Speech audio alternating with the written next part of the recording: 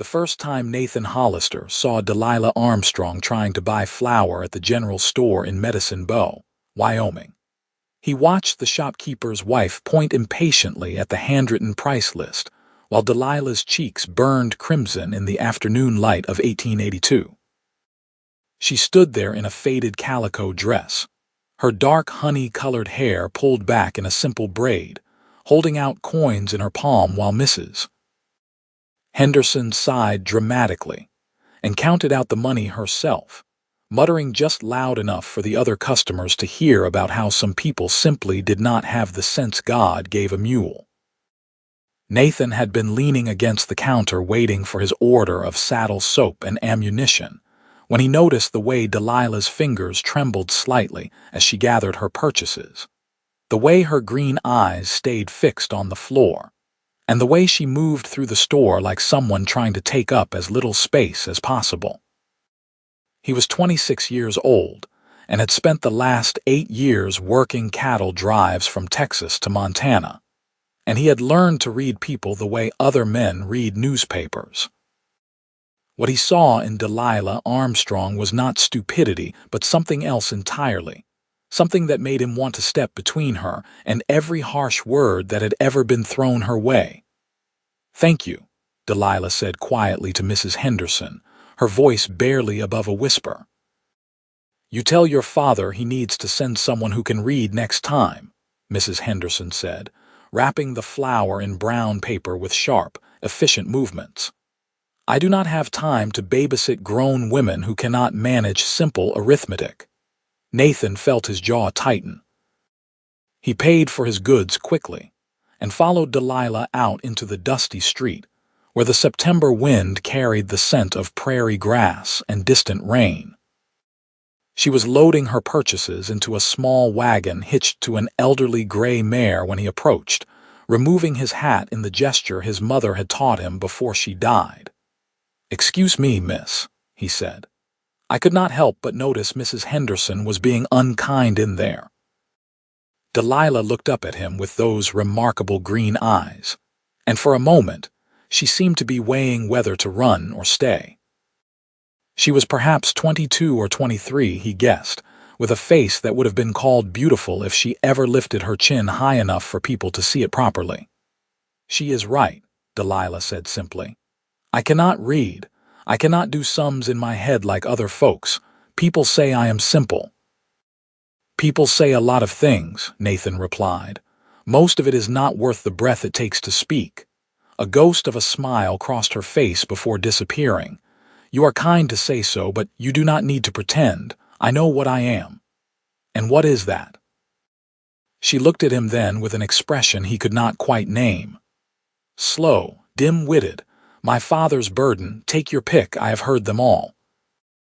Nathan studied her for a long moment, noticing the careful way she had tied down her packages, the neat stitching on her dress that spoke of patient, skilled hands, and the way she had positioned her wagon in the shade so the old mare would not suffer in the heat.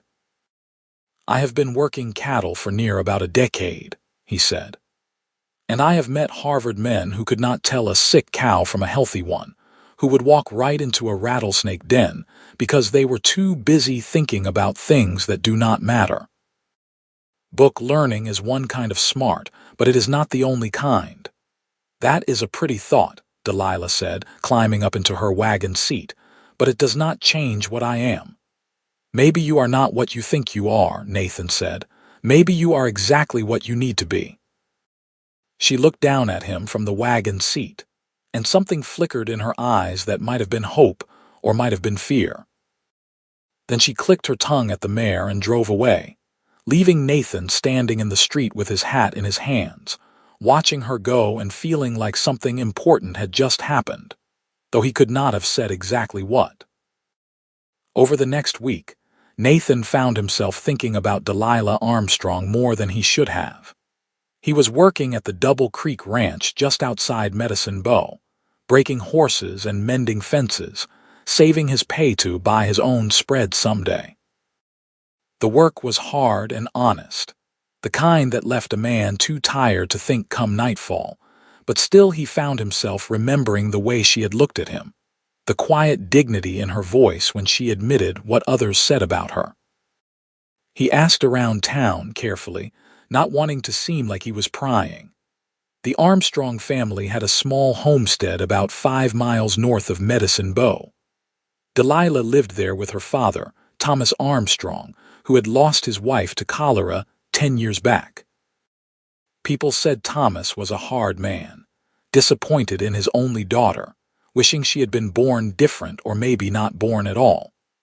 They said Delilah had never been to school, that she could not learn letters no matter how many times her mother had tried to teach her before she died. They said she spent her days tending the garden, caring for the chickens and keeping house, and that she would likely live and die on that homestead without ever amounting to much of anything. Nathan thought about all the men he had known who could read every word in the Bible but could not read the sky before a storm, who could cipher numbers but could not cipher whether another man was honest or planning to shoot them in the back. He thought about the way Delilah had known to park her wagon in the shade for her horse, and he wondered what other kinds of wisdom she carried that people were too foolish to see. The following Saturday, Nathan rode into town with the express purpose of being at the general store when he thought Delilah might be there.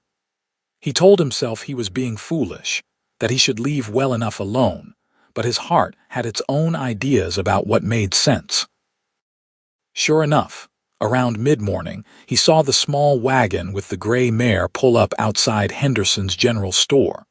This time when Delilah entered, Nathan was already inside, pretending to examine a display of bridles.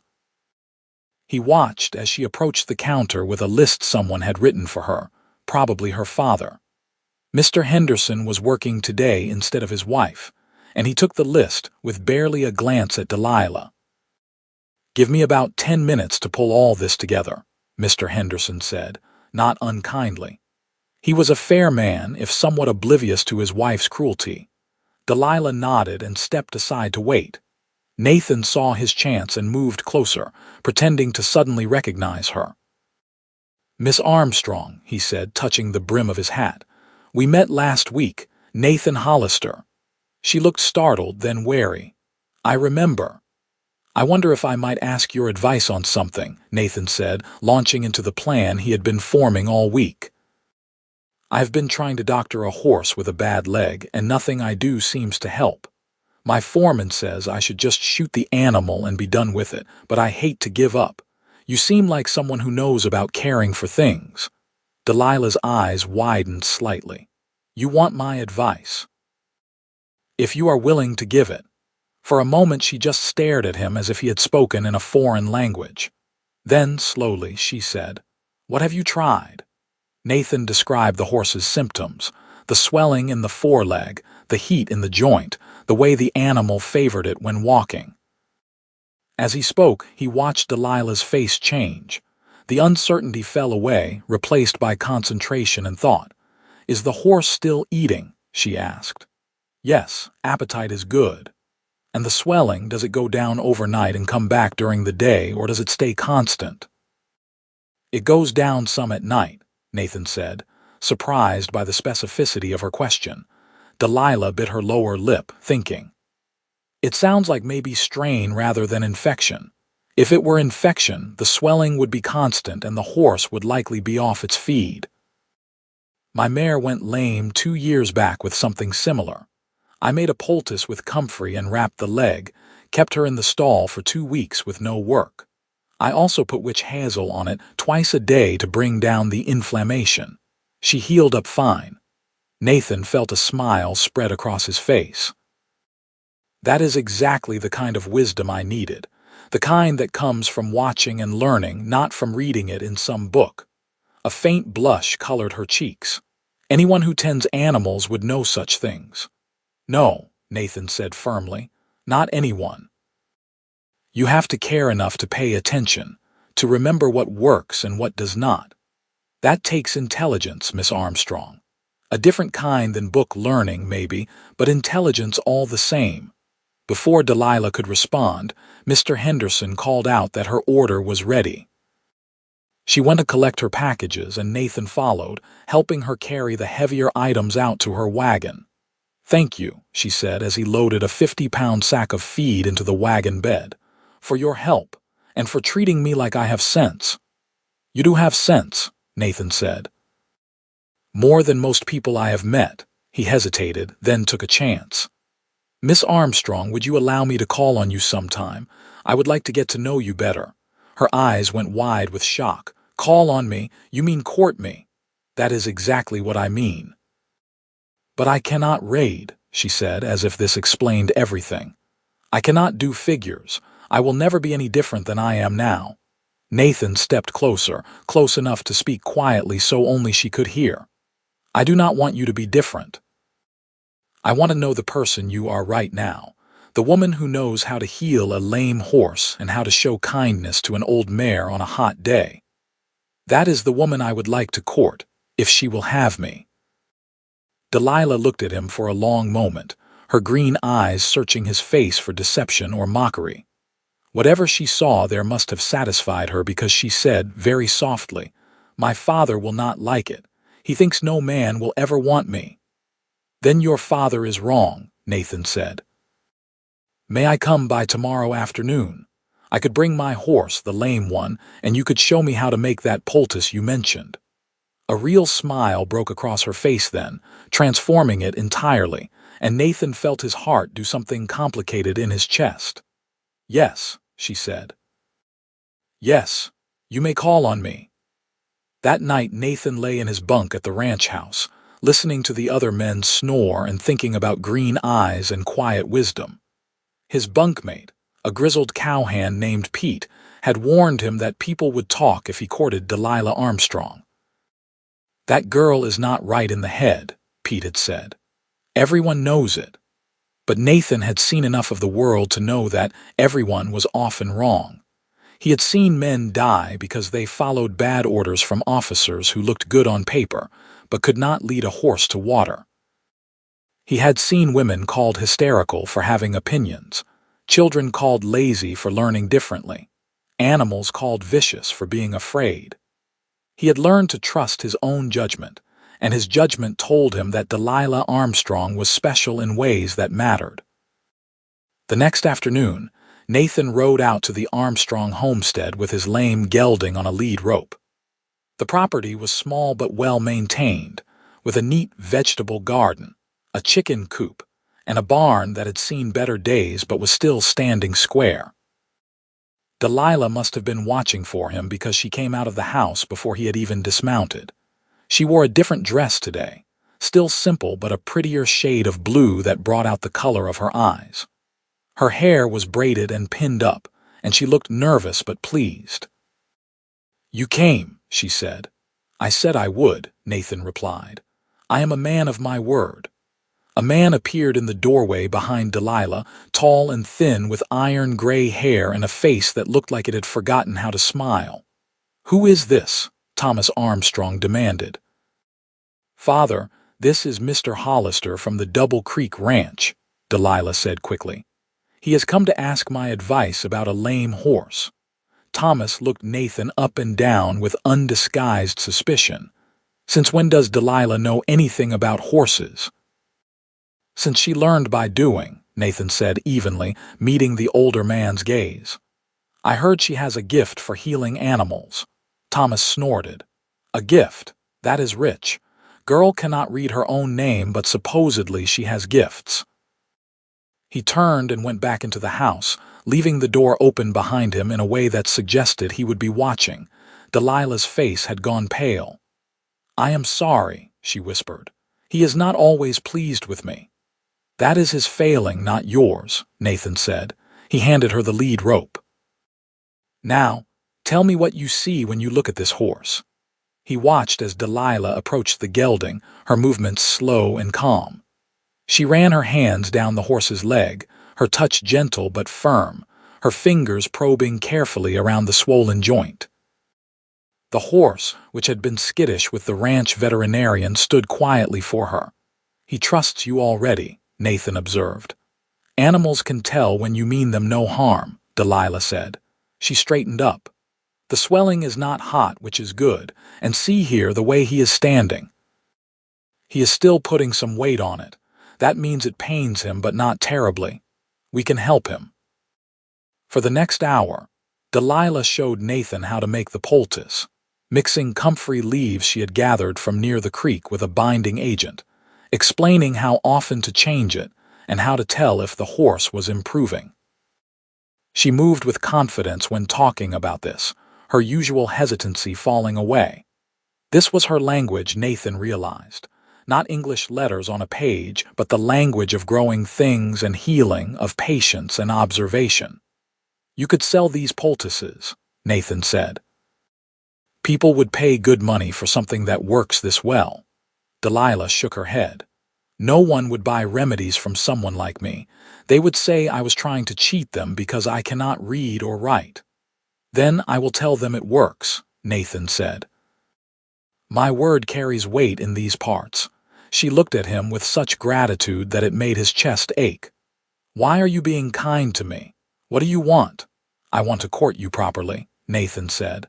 I want to take you to the church social next month. I want people to see what I see when I look at you. And what is that? Someone remarkable, he said simply. Delilah turned away, but not before he saw tears glimmer in her eyes. You will change your mind. Once you know me better, once you see how I struggle with things others find simple, you will realize I am not worth your time. Nathan stepped around to face her. Let me be the judge of what my time is worth. And let me tell you something, Miss Armstrong. I have known plenty of people who can read and cipher and quote Shakespeare, and most of them do not have half your wisdom. You see the world clearly. You notice things others miss. You have compassion. Those are rare gifts. My father says I am a burden. Your father, Nathan said carefully, loves you but does not understand you. There is a difference. They stood there in the dusty yard, the September sun warm on their shoulders, and something passed between them that was deeper than words. Nathan knew he was falling for this woman, falling fast and hard, and he did not care who thought him foolish for it. Over the next few weeks, Nathan found every excuse to visit the Armstrong homestead. He brought other horses that needed tending. He asked Delilah's advice about which vegetables would grow best in the rocky soil at the ranch. He fixed the loose board on the Armstrong barn and repaired their chicken coop door. And slowly, gradually, Delilah began to open up to him. She told him about her childhood, about how her mother had died when she was 13, about how she had tried so hard to learn reading but the letters would swim on the page and refuse to stay in order. She told him about the children at the schoolhouse who had mocked her, about the teacher who had finally told her father that she was unteachable and should just stay home. She told him about the loneliness of being different, of being the one people whispered about. In turn, Nathan told her about his own life.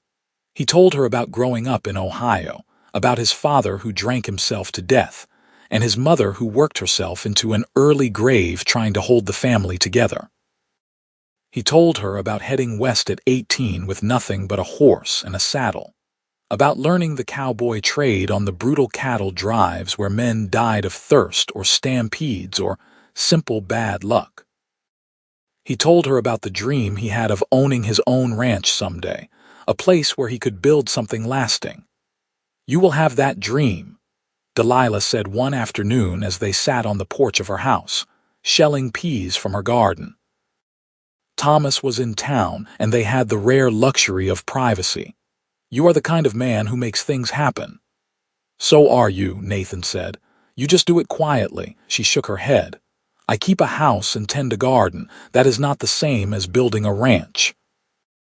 It is exactly the same, Nathan argued. You are building something every day. You are making life grow where there was nothing.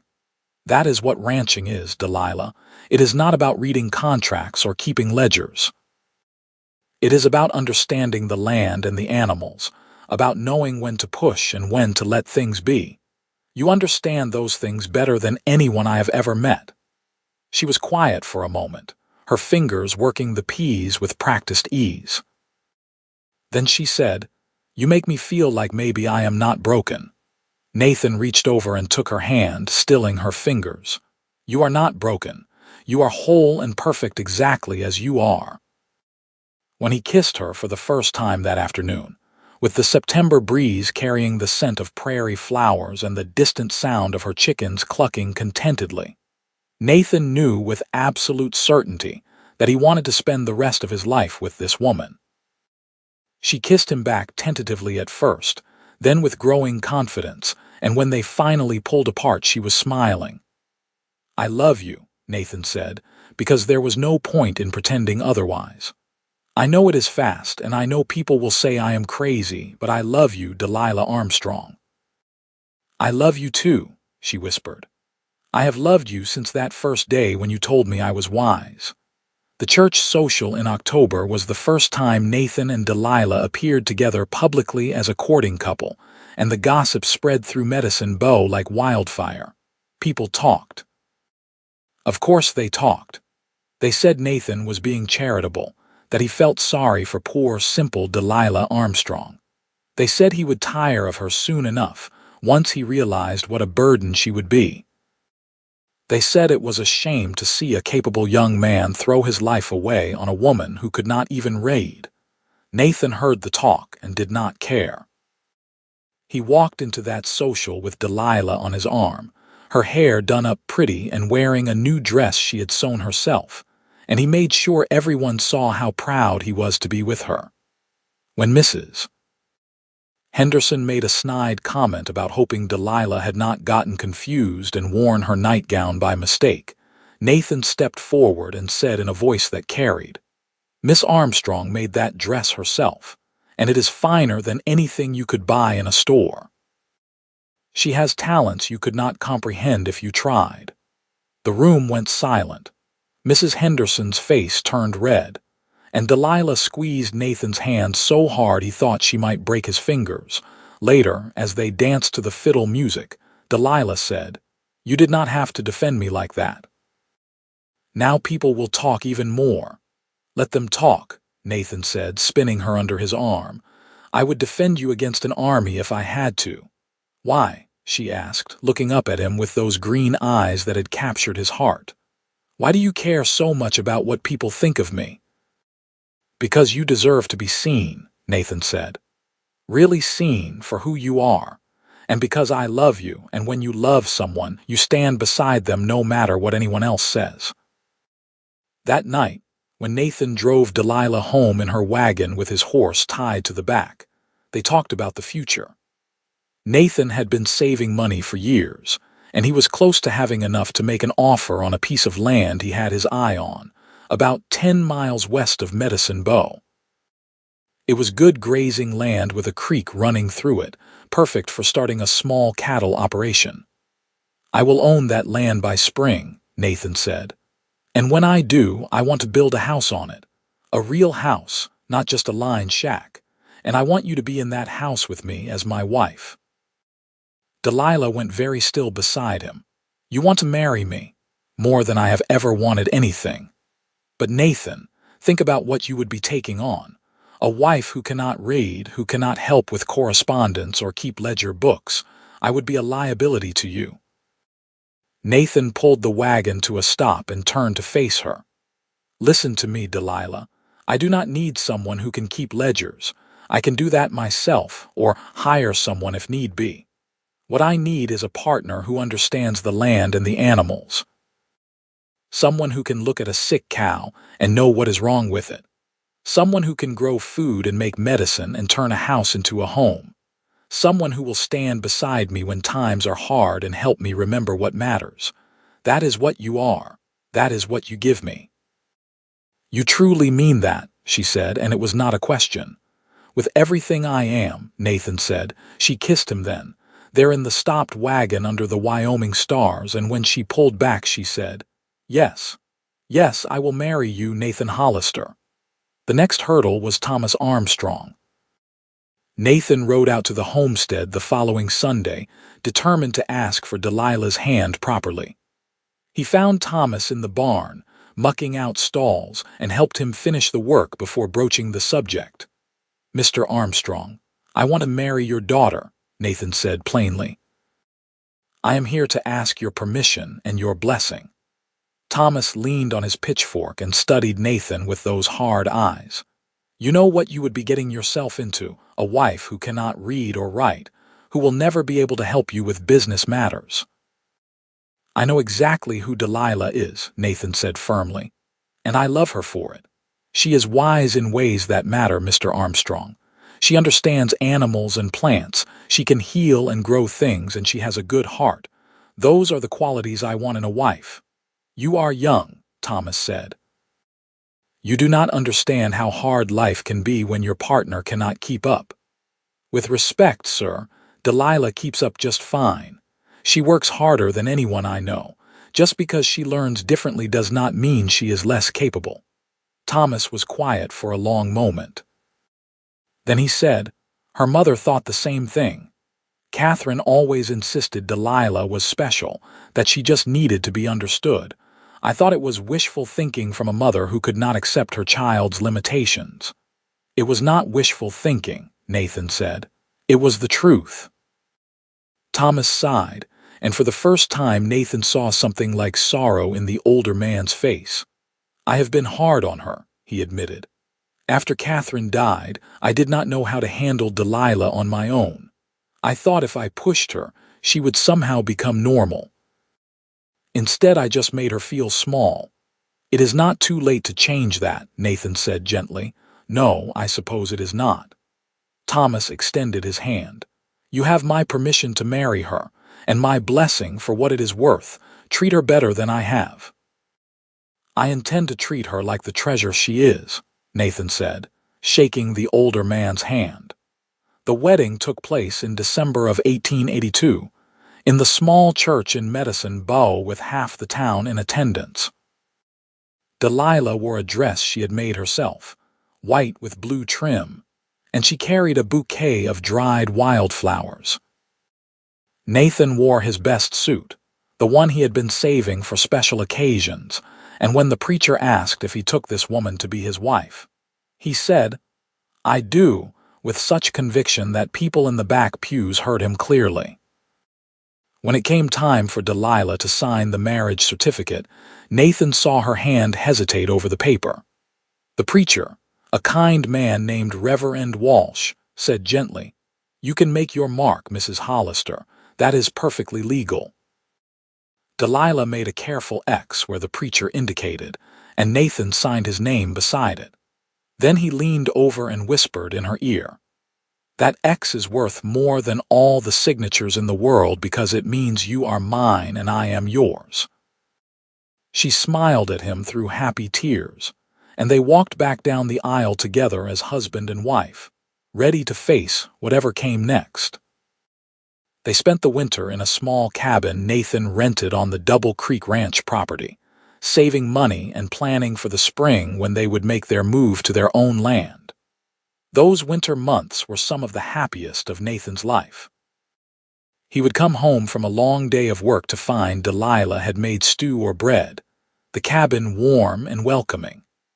They would sit by the fire and talk about their dreams, or Nathan would read aloud from newspapers and books while Delilah listened and asked thoughtful questions. Tell me again about the land, she would say, and Nathan would describe the property he wanted to buy, the way the creek curved through it, the stand of cottonwood trees that would provide shade in summer, the protected valley that would shelter cattle in winter. We will build our house there, Nathan would say, pointing to an imaginary spot, right where we can see the mountains to the west, and we will have a barn here and corrals there, and you can have as big a garden as you want. I want chickens, Delilah said, and maybe a milk cow. And I want to plant herbs, all the kinds that can be used for medicine. I could make poultices and tonics to sell in town. You absolutely should, Nathan encouraged. Your remedies are better than anything the doctor has. In February, Nathan made his offer on the land and it was accepted. He was now the proud owner of 160 acres of Wyoming territory, purchased under the Homestead Act with the money he had saved from 8 years of hard work. It was not a large spread, but it was theirs, and it was a start. As soon as the spring thaw came, they moved onto the property and began building. Nathan was handy with tools, and several of the men from the Double Creek Ranch came to help in their free time. Even Thomas Armstrong showed up one weekend, hammer in hand, ready to help build his daughter's home. "I want to do right by her," Thomas told Nathan as they worked on framing the walls. "I have been thinking about what you said about how I treated her. You were right. I let my disappointment blind me to who she really is." "Tell her that," Nathan said. "She needs to hear it from you." That evening, as they all sat around the campfire eating dinner, Thomas pulled Delilah aside. Nathan watched from a distance as father and daughter talked, saw Delilah's face crumple, saw Thomas pull her into an awkward hug. When she came back to Nathan's side later, her eyes were red, but she was smiling. "He apologized," she said wonderingly. "He said he was wrong about me, that he can see now I am capable in ways he did not understand. He said he is proud of me." Nathan pulled her close, as he should be. By May, the house was finished. It was small, just 3 rooms, but it was solid and well built with a stone fireplace and glass windows. Delilah cried the first time she walked through the completed house, touching the walls as if she could not quite believe they were real. "This is ours," she kept saying. "Really ours. Really ours," Nathan confirmed. "And we will fill it with love and laughter and, God willing, children someday." They spent that first summer establishing their ranch. Nathan bought a small herd of cattle, just 20 head to start with, and 3 horses. Delilah planted an enormous garden and began gathering herbs from the surrounding countryside. She made poultices and tonics and salves, and Nathan took them into Medicine Bow to sell. At first people were skeptical, but when a rancher's prize mare recovered from a serious leg infection after using Delilah's remedy when the veterinarian had given up hope, word spread quickly. Soon people were coming out to the Hollister ranch specifically to buy Delilah's medicines. She would meet them shyly, explain what each remedy was for and how to use it, and charge fair prices. The money was not much, but it helped, and more than that, it gave Delilah confidence. "People are starting to see you the way I do," Nathan told her one evening as they sat on the porch of their house, watching the sun set over the mountains. "They are starting to understand that you have value." "I am starting to believe it myself," Delilah admitted. "For so long I thought I was worthless because I could not read, but I am good at other things. Important things." "You are good at essential things," Nathan corrected. "Reading is a useful skill, but it is not the measure of a person's worth." That fall, Delilah discovered she was pregnant. She told Nathan one evening after dinner, her hands twisted nervously in her apron. "I am going to have a baby," she said. "In the spring, I think." Nathan let out a whoop of joy and picked her up, spinning her around until she laughed and begged him to put her down. "We are going to be parents," he said, his face split by an enormous grin. "You are going to be a mother. Are you happy?" she asked, searching his face. "Happy, Delilah, I am over the moon. There is nothing in this world I want more than to have a family with you." As winter set in and Delilah's belly grew, Nathan found himself marveling at how their lives had changed in just over a year. They had their own land, their own home, a growing business, and a baby on the way. People in Medicine Bow had stopped gossiping about them, or at least they gossiped less. The Hollisters were becoming an established part of the community. Mrs. Henderson still made the occasional snide comment, but even she had to admit that Delilah's herbal remedies were effective. When her own husband came down with a persistent cough that winter, she reluctantly bought a bottle of Delilah's honey and horehound syrup. It cleared up his cough within days, and Mrs. Henderson was marginally less hostile after that. The baby came in early April of 1884, delivered by a midwife from town with Nathan pacing nervously outside the bedroom. When the midwife finally emerged and told him he had a healthy son, Nathan rushed into the room to find Delilah exhausted but beaming, holding a tiny bundle wrapped in blankets. "A boy," she said softly. "We have a son, Nathan." Nathan sat on the edge of the bed and looked down at his son's small, perfect face. "He is beautiful. You are beautiful. What should we name him?" They had discussed names for months and finally settled on James, after Nathan's father before the drinking had destroyed him. James Thomas Hollister, they decided, giving him Thomas as a middle name in honor of Delilah's father. Those first months of parenthood were exhausting and wonderful in equal measure. Delilah took to motherhood naturally, nursing the baby and soothing him when he cried, somehow knowing instinctively what he needed. Nathan would come in from working the ranch to find her singing to James, old songs her mother had taught her, and the sight of them together made his heart ache with love. "You are a wonderful mother," he told her one evening as she rocked James to sleep. "How do you know?" She asked with a tired smile. "This is all new to me." "I know because I see how content he is with you. I see how he calms when you hold him. Babies know when they are loved, Delilah. James knows." As James grew from infant to toddler, Nathan watched Delilah teach their son about the world with the same patient wisdom she had shown Nathan about the lame horse years ago. She taught James the names of plants and animals, not by reading them from books, but by showing him directly, taking him on walks around the ranch and letting him touch and smell and experience everything. When James was 3 years old and beginning to talk in full sentences, Nathan noticed something that made him smile. The boy would point to wildflowers and name them correctly, would identify birds by their calls, and could tell when a cow was not feeling well. He was learning Delilah's way of seeing the world, the way that did not depend on written words but on observation and connection. "He is like you," Nathan told Delilah one summer evening as they watched James carefully examine a caterpillar he had found. "What do you mean?" "He learns by doing, by experiencing. He has your gift for understanding living things." Delilah looked worried. "What if he cannot read either? What if he is like me and people call him simple?" Nathan took her hand. "Then we will teach him that there are many kinds of intelligence, and that his way of learning is just as valid as any other.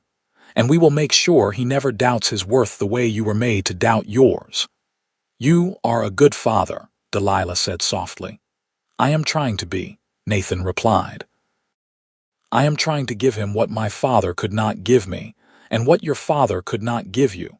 I am trying to give him love and acceptance and the knowledge that he is enough, exactly as he is." The ranch continued to prosper. By 1887, Nathan had expanded his herd to 50 head of cattle and was making enough money to hire occasional help during busy seasons. Delilah's medicine business had grown too.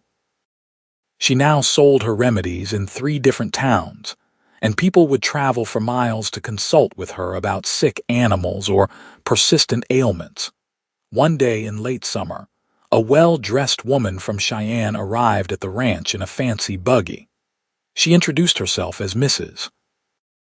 Caroline Mitchell and explained that she had heard about Delilah's herbal expertise from multiple sources. "I run a boarding house in Cheyenne," Mrs. Mitchell said, "and I have been looking for someone who can provide me with quality medicinal supplies." "I understand you make everything yourself, Mrs. Hollister." "Yes, madam," Delilah said, wiping her hands nervously on her apron. "I gather the herbs and make the remedies according to recipes my mother taught me." "I would like to place a standing order," Mrs. Mitchell said.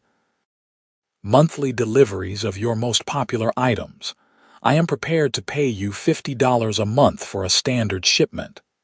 Delilah's eyes went wide. $50 a month was serious money, enough to make a real difference in their finances. But Nathan could see the worry on her face and understood what she was thinking. "My wife's remedies are in high demand," Nathan said smoothly. "But I should mention that Mrs. Hollister does not read or write. I handle all the written correspondence and record keeping for the business." He said it plainly, matter-of-factly, watching to see how Mrs. Mitchell would react. The woman glanced at Delilah with surprise, then shrugged.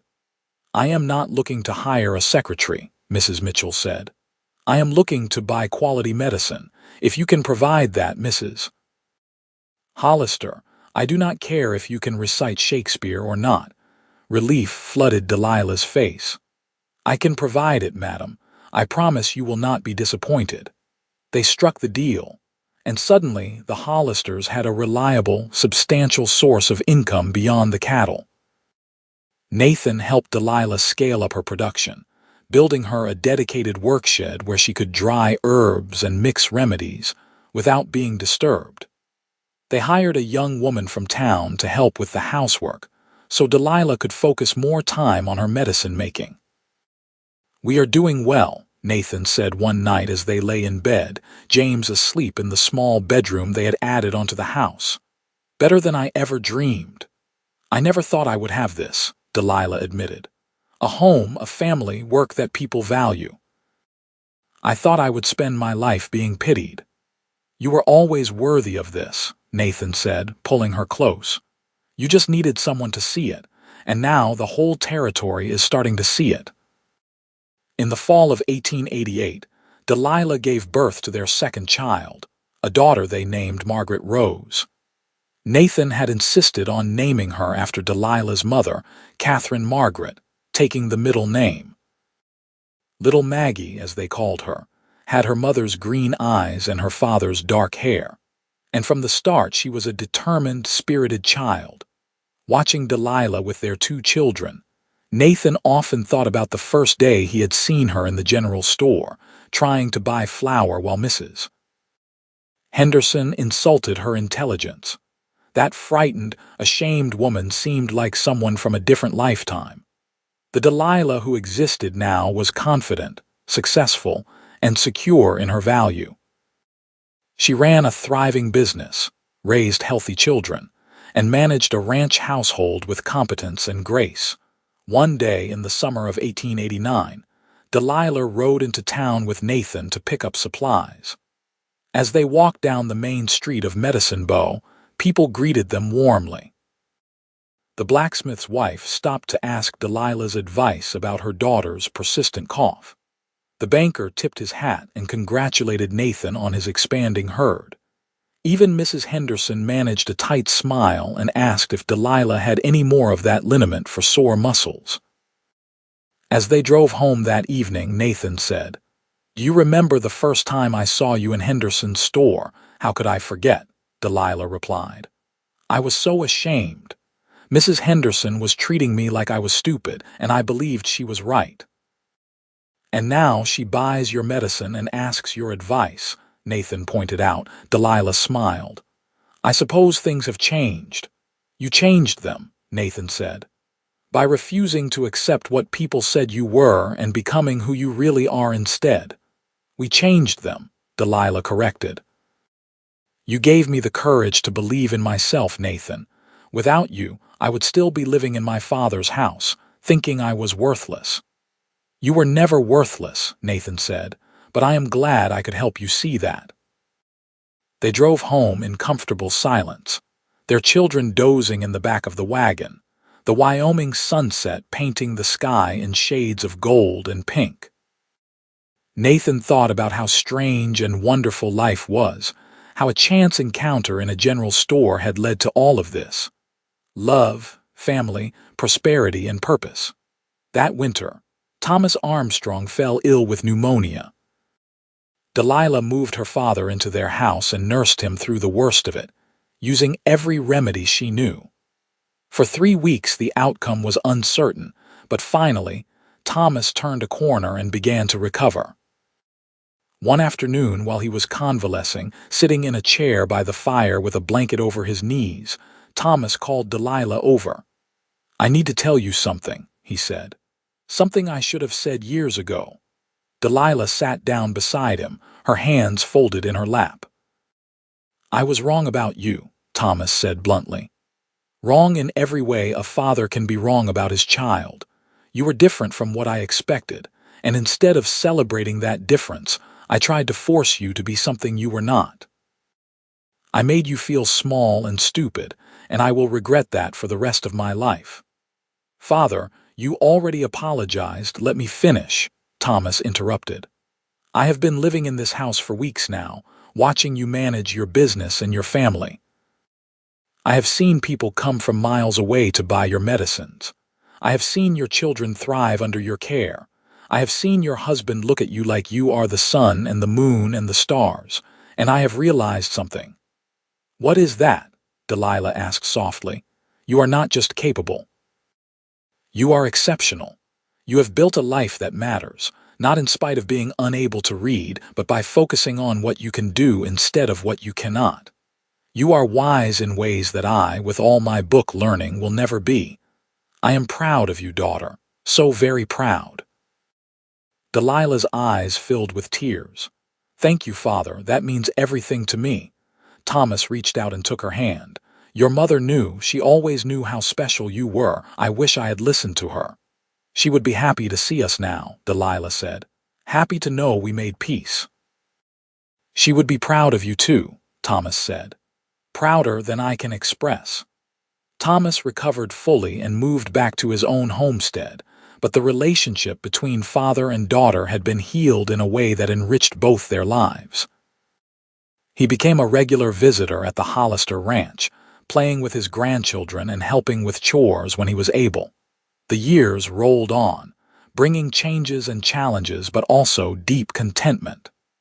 The ranch grew to 200 acres through careful saving and a fortuitous land purchase. The cattle herd numbered over 100 head. Delilah's medicine business expanded to supply shops in 5 different towns across Wyoming territory. In 1892, when James was 8 and Maggie was 4, Delilah gave birth to twins, a boy and a girl they named Samuel and Sarah. The birth was difficult, and for a few frightening hours Nathan thought he might lose her, but Delilah was strong and pulled through. With 4 children, the house that had once seemed spacious now felt cramped, so Nathan began planning an addition. We need more bedrooms, he said, sketching plans on paper while Delilah looked over his shoulder. And maybe a larger kitchen. Your medicine business has outgrown the workshed, too. We should build you a proper still room. This all costs money, Delilah said practically. We have the money, Nathan assured her. You have earned it with your remedies, and the ranch is doing better than ever. We can afford to expand. The expansion took 2 summers to complete, but by the fall of 1893 they had a house with 6 bedrooms, a large kitchen, and a dedicated still room where Delilah could work on her medicines. It was the finest house in the county, people said, built by a cowboy who had started with nothing and a woman who could not read. One evening, sitting on the expanded porch and watching their children play in the yard, Nathan said, We have made a good life here. Better than good, Delilah replied. Sometimes I have to pinch myself to believe it is real. It is real, Nathan said. It is real because you are real, because your gifts are real, because love is real. Do you ever regret it? Delilah asked. Marrying me instead of someone who could help with ledgers and correspondence. Nathan looked at her in surprise. Where is this coming from? I overheard some women talking in town last week, Delilah admitted. They were saying you could have done better, that you settled when you married me. Then those women are fools, Nathan said firmly. Delilah, look around you. Look at what we have built together. This ranch, this family, this life. None of it would exist without you. Your wisdom, your skills, your love. You did not hold me back. You made everything possible. Truly, truly. He pulled her close, kissing the top of her head. You are the best thing that ever happened to me. I knew it the first day I saw you, and I know it even more surely now. You are my partner, my love, my everything. Delilah relaxed against him. I love you, Nathan Hollister. I love you too, Delilah Hollister. More than words can say. In 1896, Wyoming achieved statehood, and the Hollister family celebrated with the rest of the territory. By now, James was 12 and showing signs of wanting to follow in his father's footsteps as a rancher. He was good with cattle and horses, patient and hardworking. Maggie was 8 and had her mother's gift for plants and healing. She would follow Delilah around the stillroom, asking endless questions about which herbs did what and how to prepare them.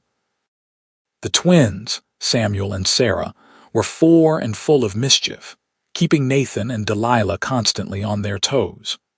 The house was loud and chaotic and full of love, everything Nathan had dreamed of when he was a lonely young cowboy riding the cattle trails.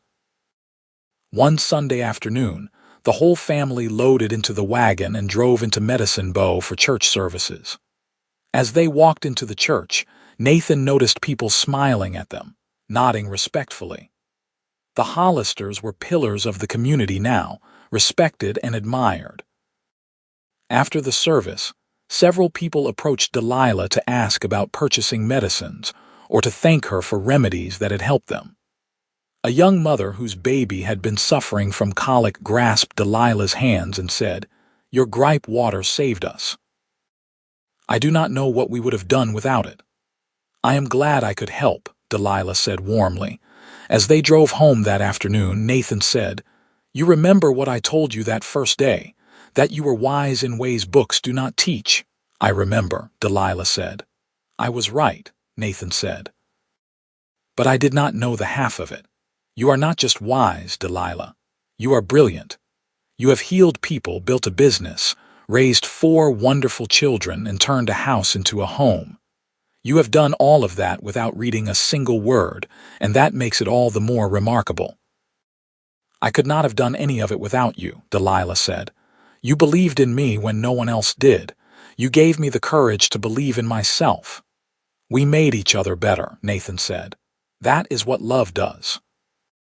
In the spring of 1898, Thomas Armstrong passed away peacefully in his sleep at the age of 72. They buried him next to his wife in the Medicine Bow Cemetery, and the whole town turned out for the funeral. In his will, Thomas left his small homestead to Delilah, along with a letter that Nathan read aloud to her afterward. "My dear daughter," the letter said, "I spent too many years being blind to your true worth. You were never simple, never less than. You were always exceptional, and it took a cowboy with clear eyes to see what I could not. I am sorry for the years I wasted making you feel small. You are the finest thing I ever had a hand in creating, and I am proud to have been your father. Live well, my girl. You have earned every happiness. With all my love, Father." Delilah cried when Nathan finished reading, but they were tears of healing, not grief. "He understood in the end," she said. "That is what matters." They sold Thomas's homestead and used the money to buy more cattle and expand Delilah's medicine business further. By 1900, she was supplying remedies to shops all across Wyoming and even into Colorado and Montana. Nathan had to hire a bookkeeper to help manage the finances because the business had grown so large. That fall, James announced that he wanted to go to agricultural college to learn modern ranching techniques. He was 18 now, a young man rather than a boy, and Nathan was proud of his ambition. "You support this?" Delilah asked Nathan privately. "You want him to leave?" "I want him to follow his dreams," Nathan said. "The same way I followed mine. He will come back, Delilah. This ranch is in his blood, but let him go learn and grow and become his own man." So James left for college in Laramie, and the house felt emptier without him. But Maggie was 14 now and increasingly taking over the medicine business, learning everything her mother could teach her. The twins were 8 and full of energy, and Nathan and Delilah found themselves busier than ever.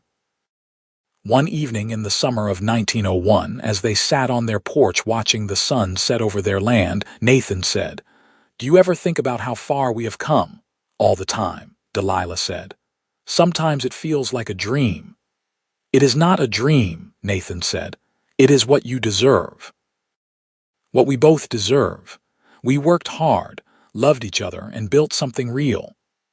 I wish I could go back and tell that frightened girl in the general store what her life would become, Delilah said softly.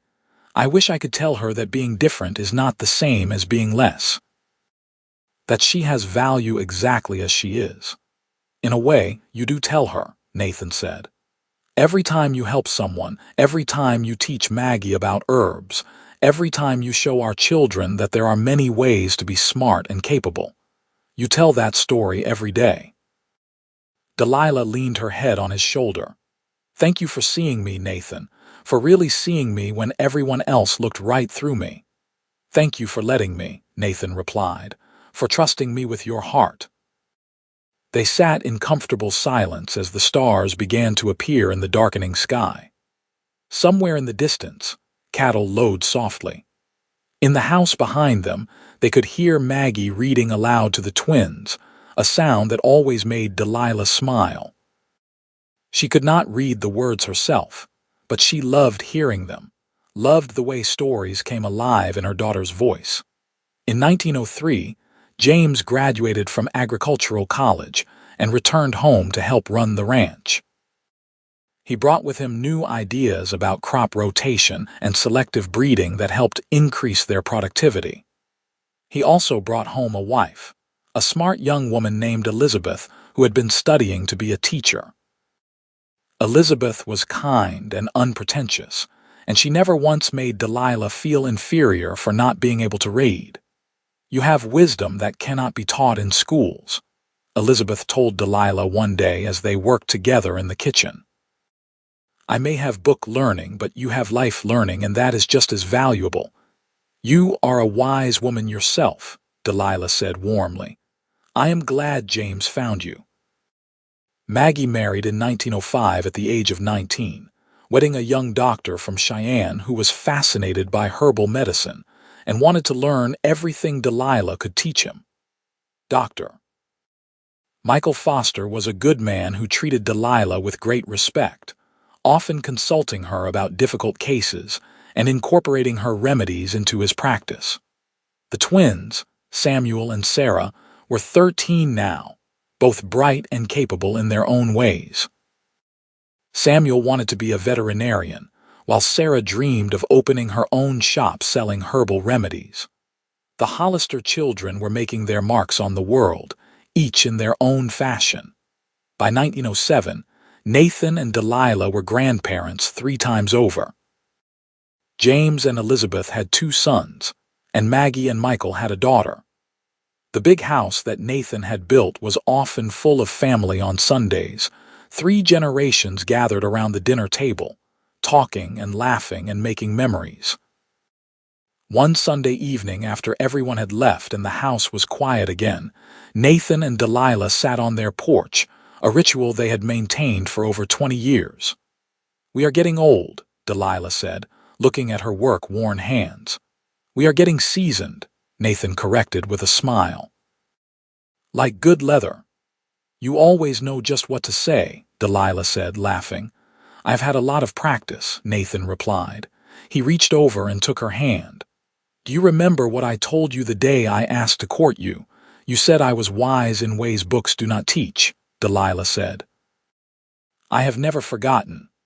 It is still true, Nathan said. More true now than ever. You have lived a remarkable life, Delilah Hollister. You took what people called a deficit and turned it into your greatest strength. You focused on what you could do instead of what you could not, and you built an empire on compassion and wisdom. We built it together, Delilah said firmly. I could not have done any of it without you. Then we are both lucky, Nathan said. Lucky to have found each other, lucky to have built this life together. In 1910, as Nathan approached his 54th birthday and Delilah her 48th, they decided to step back from the day-to-day operations of the ranch and medicine business. James took over full management of the cattle operation, while Maggie and Sarah partnered to run the expanded medicine business, which now had a proper shop in Medicine Bow and contracts with suppliers across 3 states.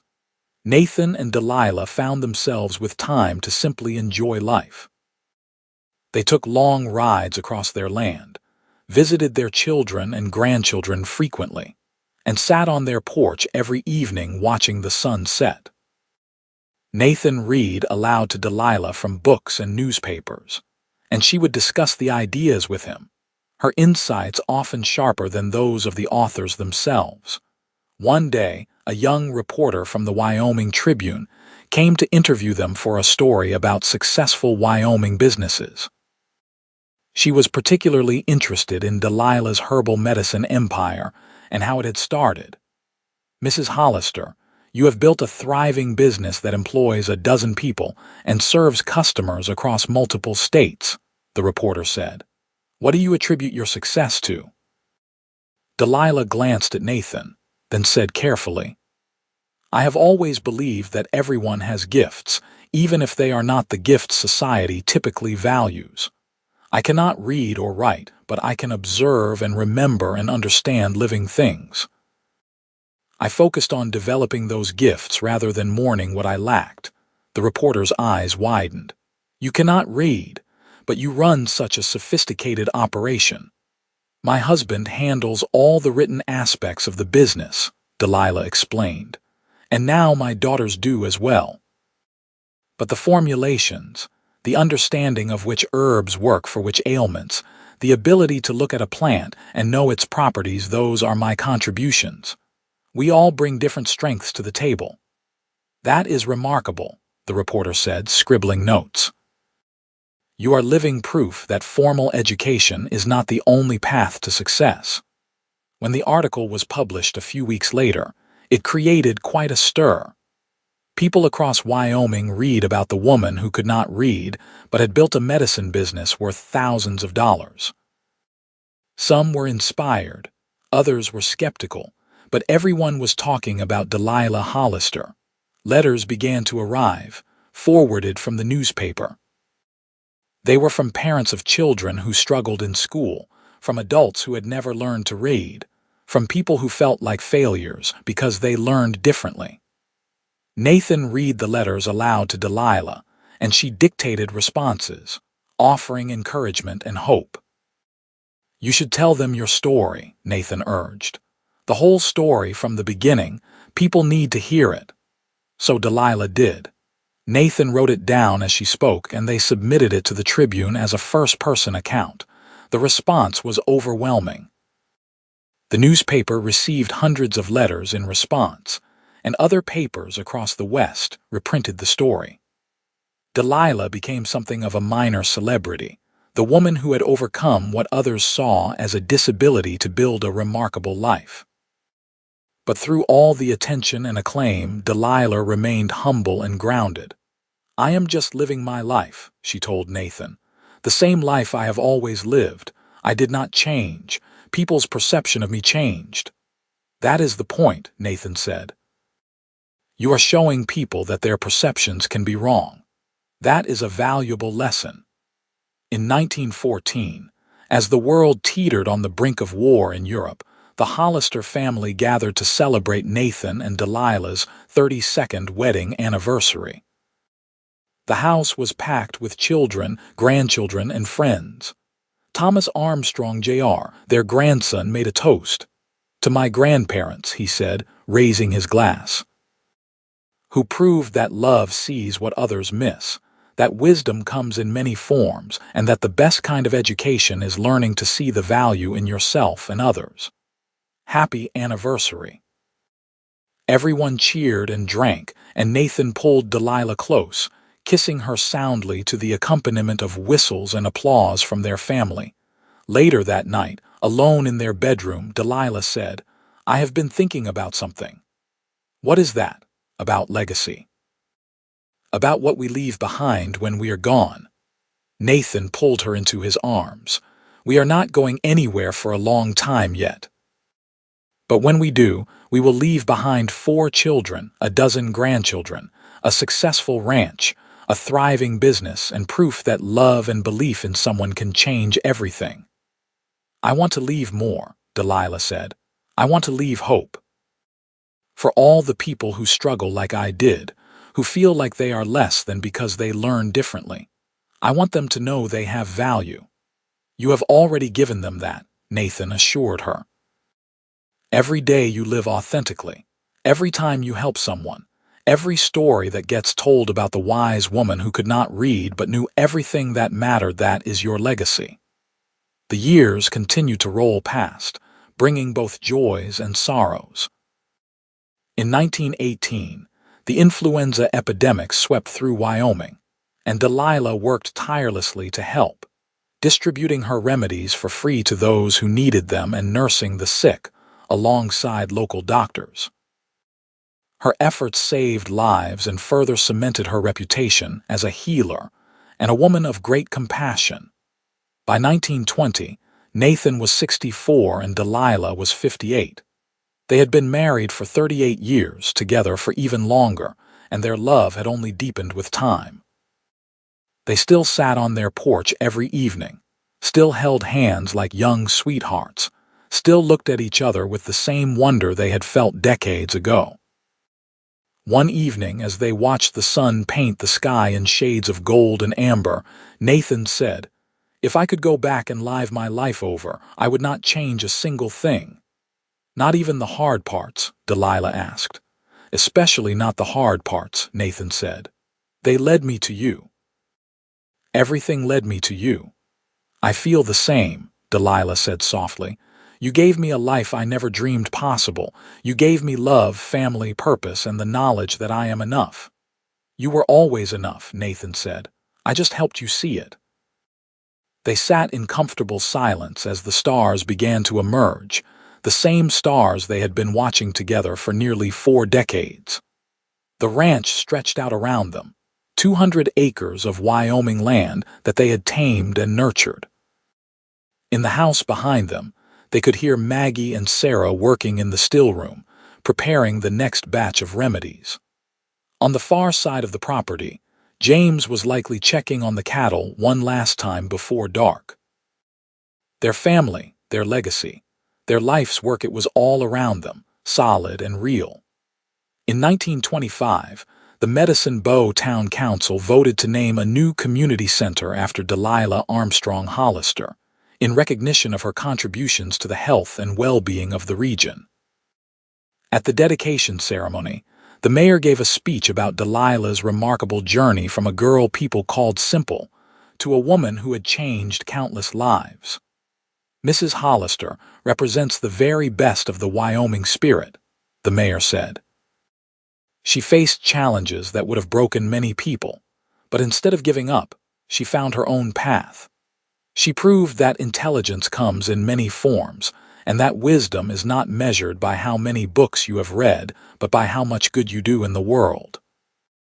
Delilah, now 63 with silver threading through her honey-colored hair, stood to speak.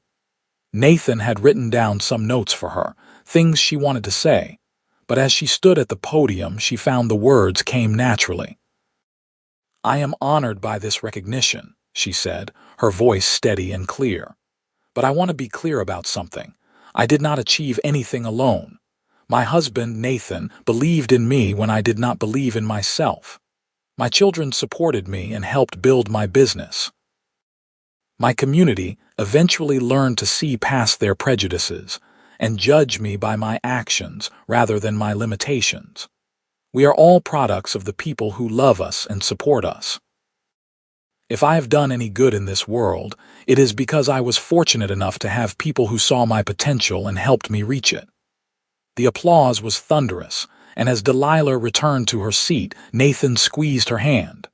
"That was perfect," he whispered. "I meant every word," she replied. By 1930, as the Great Depression began to grip the nation, the Hollister family was in a position to help others.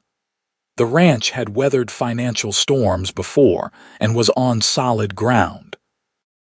Delilah's medicine business, now run entirely by her daughters and granddaughters, continued to thrive because people always needed affordable healing remedies. Nathan and Delilah, now in their 70s, found themselves playing the role of family matriarch and patriarch. Their house was always open to family members who needed help, and they shared their resources generously.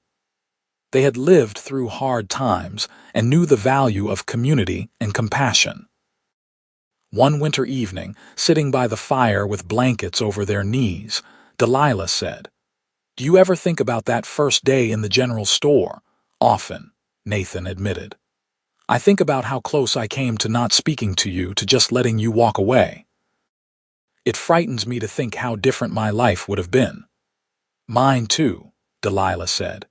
"If you had not seen something in me worth knowing, I would have spent my whole life believing I was worthless." "You were never worthless," Nathan said, the same words he had spoken to her so many times over the years. "You were a treasure waiting to be discovered." In 1935, Nathan's health began to decline. He was 79 years old and had lived a long, hard working life. The doctors said his heart was wearing out, that there was nothing to be done but make him comfortable. Delilah refused to accept this. She tried every remedy she knew, consulted with doctors from as far away as Denver, and prayed harder than she had ever prayed before. But some things even love and medicine cannot fix. On a cold January morning in 1936, Nathan Hollister passed away peacefully in his sleep with Delilah holding his hand. He was 79 years old and had been married to the love of his life for 54 years. The funeral was the largest Medicine Bow had ever seen. People came from across Wyoming and the surrounding states to pay their respects to the cowboy who had built a ranch, a family, and a legacy of love. But more than anything, they came to support Delilah, who had lost her partner, her advocate, her truest friend. In the weeks after Nathan's death, Delilah struggled. For more than half a century, he had been her constant companion, the voice that encouraged her, the presence that made her feel safe. Without him, the world felt cold and empty, but she was not alone. Her children and grandchildren surrounded her with love. James moved back into the main house to keep her company. Maggie visited every day. The twins, now grown with families of their own, made sure she was never left to grieve in solitude. One day, Maggie found Delilah in the still room, working on a new remedy formulation. "Mama, you do not have to work," Maggie said gently. "We can handle the business." "I know," Delilah said, "but your father always said that work is healing, that keeping busy helps the heart mend, and I think he was right." "He was usually right," Maggie said with a sad smile. "He was always right about the things that mattered," Delilah corrected. "He was right about me, right about us, right about love being the most important thing. I am going to honor his memory by living the way he taught me, with purpose and courage and an open heart." And she did. Delilah lived for another 18 years after Nathan's death, remaining active in her business and her family. She saw her grandchildren marry and have children of their own. She saw the medicine business expand to include a laboratory and a team of trained herbalists. She saw the ranch grow to 500 acres, one of the most successful operations in Wyoming. In 1954, at the age of 92, Delilah Armstrong Hollister passed away peacefully surrounded by 4 generations of her family. She was buried next to Nathan under the wide Wyoming sky, her gravestone reading simply, "Delilah Armstrong Hollister, healer, mother, wise woman. She saw the world clearly." At her funeral, her great-granddaughter stood and read from a journal that Nathan had kept, passages he had written about Delilah over the years. "They said she was simple because she could not read," the girl read, her young voice clear in the church. "But I said she was wise in ways books do not teach. And I spent 54 years married to her, and every day she proved me right. She taught me that intelligence has many forms, that love sees what others miss, and that the best kind of wisdom comes from observing the world with an open heart and a curious mind. She was the greatest gift of my life, and I will love her beyond death and into whatever comes next." There was not a dry eye in the church. The Hollister legacy continued long after both Nathan and Delilah were gone. The ranch prospered under the management of their descendants. The medicine business grew into a regional institution, eventually becoming a respected supplier of herbal remedies to health stores and clinics across the West. The Delilah Hollister Community Center in Medicine Bow still stands, hosting programs for children with learning differences, offering support for people who cannot read, and providing resources for anyone who feels marginalized by traditional education. But perhaps the greatest legacy Nathan and Delilah left was the story itself. The story of the cowboy who saw wisdom where others saw simplicity. The story of the woman who refused to be defined by what she could not do and instead built a life around what she could. The story of love that looks past surface judgments to see the truth beneath. It became a story mothers told their daughters, teachers told their students, and anyone who ever felt less than told themselves when they needed hope. It was proof that being different is not the same as being less, that there are many kinds of intelligence, and that the most important wisdom is the wisdom of the heart. In the end, Nathan had been right all those years ago in the dusty street of Medicine Bow. Delilah had not been simple. She had been wise in ways books do not teach: the wisdom of observation, of compassion, of connecting with the natural world, of seeing value where others saw only deficit. And that wisdom had built a legacy that lasted for generations, touching thousands of lives and changing the way people thought about intelligence, ability, and worth. The little girl who could not read had become a healer, a businesswoman, a mother and grandmother and great-grandmother, a pillar of her community, and proof that love and belief can transform everything. And the cowboy who saw her clearly had become her partner in building a life that mattered, a life full of love and purpose and meaning.